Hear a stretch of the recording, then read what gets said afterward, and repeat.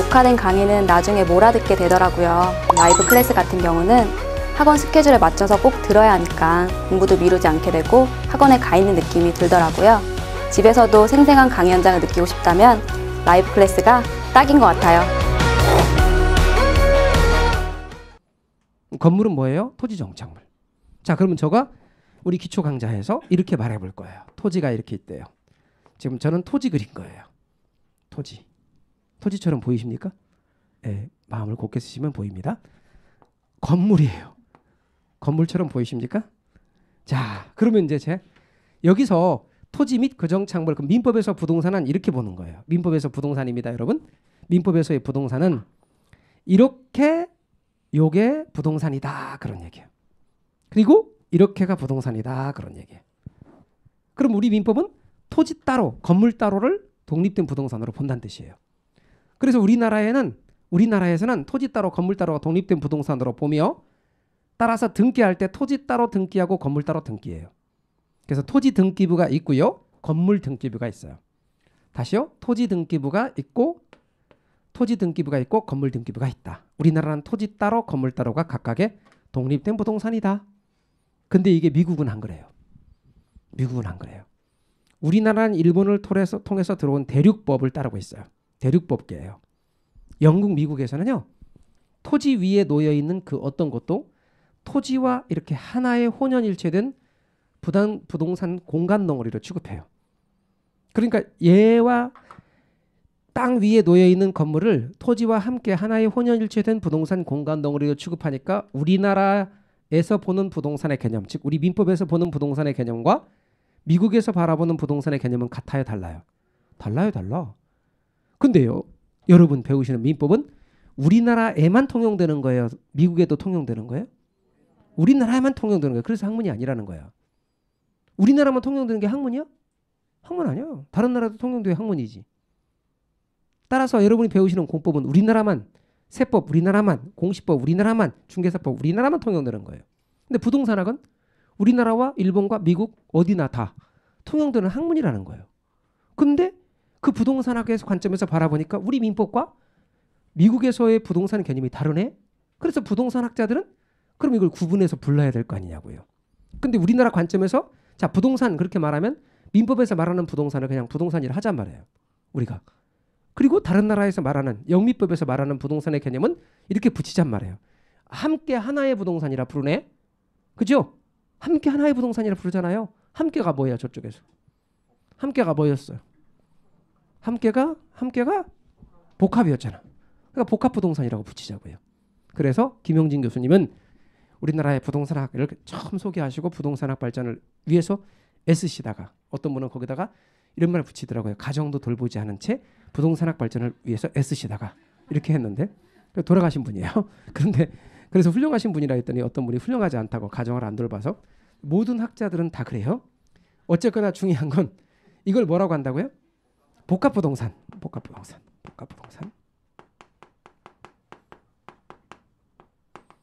이렇게 불러요. 그래서 여러분께서는 복합부동산이란 말 뜻 알아두십시오. 아, 그러면 복합부동산이란 말은 민법에 나올 것 같아, 안 나올 것 같아? 안 나와요. 민법에서 그냥 부동산 그래. 근데 부동산학에서만 나오는 거예요. 왜? 우리나라 부동산학과 미국의 부동산의 개념이 달라.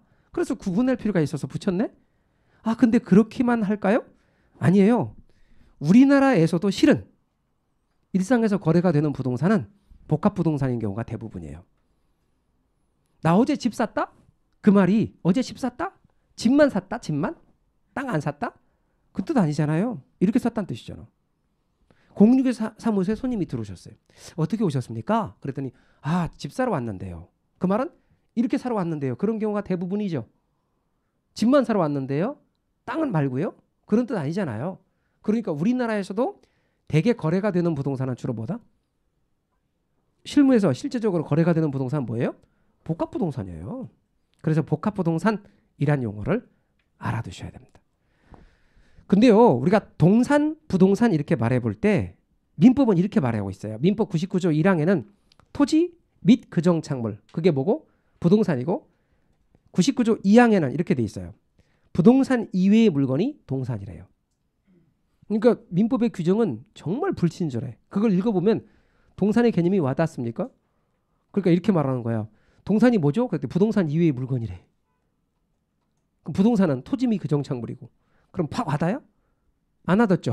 그러니까 동산은 이렇게 하자고요. 움직일 동자 그리고 산자가 나을 산자인데 재산할 때 쓰는 산자니까 재산산자라고 해보자고요. 그 움직일 수 있는 재산이 뭐야? 동산이야. 그 움직일 수 있는 재산은 동산이라고 하자고요. 그러면 여러분 자동차는 동산이야 아니면 부동산이에요? 동산이잖아요. 동산이에요. 아 근데 말이죠. 민법에서는 또 동산 부동산을 움직일 수 있는 거 움직이지 않는 거 이렇게 보통 이야기하기보다는 공시 나중에 배웁니다. 공시 방법에 따라서 구분을 해요. 부동산의 경우는 뭐하고 등기란 걸 해요. 등기부에 이름을 올리는 걸 등기라고 하는데 자 등록이란 걸 하고요. 동산의 경우는 내가 그걸 가지고 있는 걸 점유라고 그래요. 그래서 인도를 통해 점유하고 있는 거예요. 가지고 있는 것. 그러면 공시하는 것은 알리는 건데 알릴 때 그게 누구 거냐 알릴 때 동산은 그냥 가지고 있으면 돼. 아 가지고 있는 거 보니까 여러분 거야. 지금 여러분이 펜 가지고 있는 거 보니까 여러분 거 같아. 여러분 거라고 우리가 보여줘. 여러분이 가지고 있으면 여러분 거라고 인정이 돼. 근데 주택은 아니란 말이에요. 내가 거기 산다고 내 게 아니라고. 그게 누가 주인인가 보려면 뭘 봐야 돼? 등기부를 봐야 돼. 이렇게 부동산의 경우는 등기나 등록을 한다고. 그러면 자동차를 한번 볼까요? 제가 자동차가 아까 뭐라고 그랬죠? 동산이라 했어요? 부동산이라 했어요? 동산이에요. 동산이 움직이니까 경제적 가치가 있잖아요. 재산이야. 근데 움직일 수 있는 재산은 동산이거든. 동산인데 갑돌이가 그 자동차를 지금 몰고 있네? 그때 그 차가 누구 건가 알고 싶으면 뭘 봐야 되죠? 자동차 등록증을 봐야 돼. 자동차 뭔데? 동산인데 뭐래? 등록을 하네? 선박이 누구 건가 알고 싶어. 그럼 선박주가 누구냐 알고자 한다면 선박 등기부를 봐야 돼요. 선박은 뭐 한다? 등기를 해. 선박 뭔데? 동산인데. 아, 그러면 동산 중에서도 부동산처럼 등기나 등록을 하는 게 있네?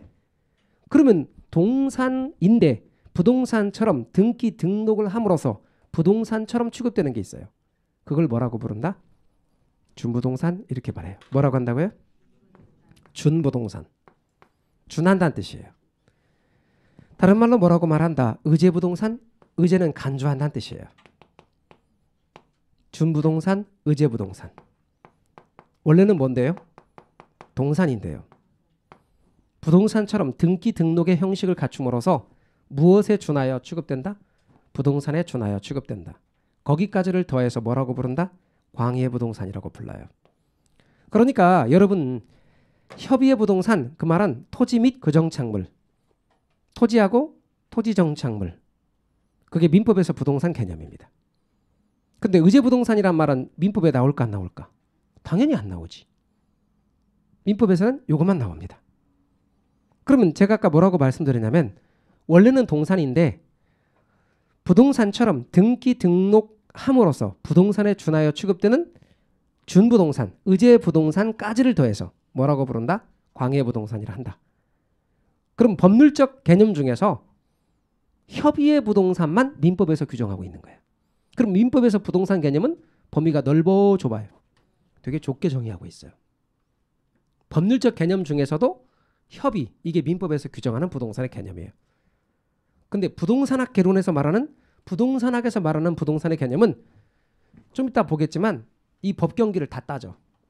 그러니까 부동산의 개념은 부동산학에서 말하는 부동산의 개념은 아주 폭넓게 부동산의 개념을 이야기하고 있고 일상에서도 사람들은 다 법 경기를 다 따져요. 제 말 이해가 되십니까? 그중에서 사람들은 뭘 제일 중요시 여길 거다? 경제적 측면을 제일 중요시 여길 거예요. 그건 좀 이따 다시 얘기해 봅시다. 이제는 두 번째 경제적 개념으로 가려고요. 우리 교재 경제적 개념은 23페이지에 있습니다. 자, 23페이지 경제적 개념으로 갑시다. 다루는 만큼만 해주세요. 경제적 개념입니다.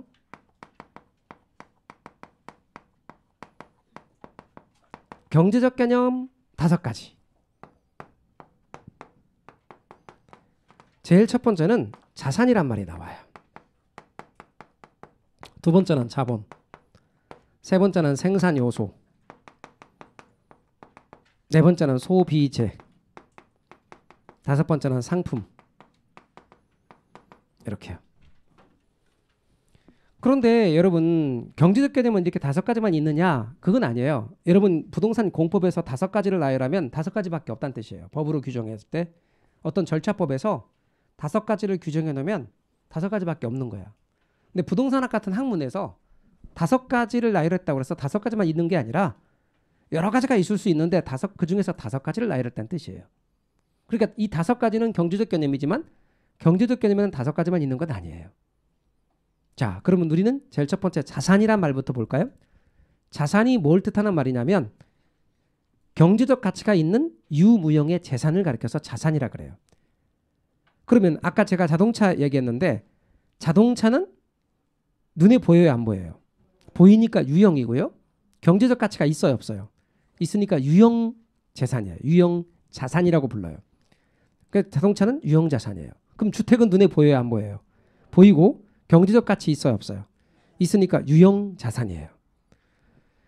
학문적으로 그러한데 최근의 분위기가 마치 주택이 무슨 자산이냐, 당연히 주거의 대상이지 이렇게 또 하고 막 그렇게 하는데요. 그것은 보는 관점이고 그건 주장일 뿐이지 학문적으로는 분명히 자산 맞아요. 근데 여러분 에듀윌이라는 이름은 눈에 보여요, 안 보여요? 안 보이죠? 그럼 유형이에요, 무형이에요? 무형이죠. 경제적 가치는 있기 때문에 무형 자산. 삼성이라는 이름은 눈에 안 보이죠? 무형. 그리고 경제적 가치가 있기 때문에 무형 자산. 제 말 뜻 이해가 되셨죠? 그래서 자산이란 말 뜻을 알아두시면 되겠어요. 자산이란 경제적 가치가 있는 유무형의 재산을 가리켜서 자산이라고 부르는 거예요. 그럼 토지나 건물이나 이런 부동산은 당연히 자산인 거 맞죠? 그리고 두 번째는 자본입니다. 여전히 부동산은 자본 증식 수단으로 사용되고 있어요. 자본 증식 수단이에요. 옛날에 땅은 여러분 옛날에 땅은 이런 땅과 이런 땅이 있다고 가정해봐요. 근데 옛날에는 이 땅이 뭐 하는 거였냐면 여기다 농산물을 재배해서 수확물을 얻는 생산 요소였어요. 생산 요소. 근데 예를 들면 말입니다. 옛날에 여기다가 이제 이렇게 농산물을 곡식을 심었어요. 그래서 곡식이 나는데 이쪽은 수확물이 되게 많아. 똑같이 투입했는데 똑같이 노동력하고 비용을 투입했거든요. 그런데 여기는 수확물이 많아. 여기는 수확량이 적고. 그러면 얘는 비옥도가 높다 그래요. 얘는 비옥도가 낮고. 비옥도가 높은 이 땅을 우등지라고 불러요. 비옥도가 낮은 이 땅은 열등지지. 그러면 토지의 임대료나 토지의 가격이 여기가 비싸. 그러니까 옛날에는 이제 이렇게 그 땅을 이용해서 거기서 수확물을 걷어들일 때 수확량이 많이 나오는 그런 땅이 비쌌어요. 근데 지금은 땅이 이렇게만 사용되는 게 아니죠. 이 자체가 그냥 자산으로서 성격을 갖고 있어. 그러니까 자산으로서 성격을 갖고 있기 때문에 근데 존재량도 한정되어 있기 때문에 따라서 이걸 갖고 있기만 하면 땅값이 올라가. 그래서 심지어 어떤 땅 거의 지금 농산물 내가 거기다 농산물 수확하지도 않아. 그런데 갖고 있는데 올라가. 그건 뭐 때문이다? 아까 말한 것처럼 경제적 가치가 있는 자산의 성격이 있기 때문에 그래요. 이런 두 가지가 있어요. 이용의 대상으로서의 토지와 또는 부동산과 자산으로서의 부동산 두 가지가 있단 말이죠. 그럼 주택도 두 가지란 말이에요. 내가 거주의 수단이 되어지는 이용의 측면도 있지만 그 자체가 자산인 성격도 있단 말이죠. 자, 그러면 내가 이걸 많이 가지면 어떻게 돼? 사람들이 부자라고 그래요. 그래서 이걸 많이 갖잖아요. 내가 열심히 일한 근로소득에 올라가는 건 열심히 일했어요. 그래갖고 내가 열심히 일해서 번 거는 주거라고 1년 동안 벌었는데 얼마 올라가냐면 3천만 원 벌었어. 1년 동안 주거라고 했어. 근데 이거는 올라간 게 얼마야? 3억이야. 근데 이거 하나만 갖고 있는 게 아니라 이것도 갖고 있었거든요. 이건 2억이야. 그럼 합쳐 5억 올랐대. 그러니까 나는 가만히 앉아서 5억을 번 거야. 이런 수단의 측면으로 부동산이 사용되기 시작하네요. 그래서 여러분 옛날에 19세기 같은 데는 실제로 부동산의 경우가 어떤 측면이었냐면 거기서 수확물을 거두는 그런 시대였었어요. 그런데 이제 부동산을 물려받으니까 이게 어떻게 돼요? 그런 시대에서 부가 차이가 나기 시작했어요. 많이 물려받은 사람들은 부자가 되고 적게 물려받은 사람은 그렇지 못하게 되고 그래서 금수저, 은수저 뭐 이런 말이 나오고 흑수저 이런 게 나오기 시작했어요. 부동산이 뭐의 측면으로 사용된다고요? 자본 증식의 수단으로 사용되기 시작했어요. 그래서 실제로요. 많은 부자들이 부동산이 실제로 많은 부자들 뭐 이런 사람도 있어요. 혹시 아시는지 모르겠지만 혹시 도널드 트럼프라고 혹시 이런 사람 아세요? 부동산 부자예요. 부동산 재벌이었죠. 이런 사람도 마찬가지고요. 많은 사람들이 부동산으로 부자가 많이 됐죠. 그래서 뭐로 사용됐다? 자본 증식 수단으로 부동산이 사용되기도 했다. 여전히 그리고 지금도 부동산은 자본 증식 수단이다. 자본으로서의 부동산. 세 번째는 생산 요소. 생산 요소를 이야기해 보죠. 이제 용어 생산 요소.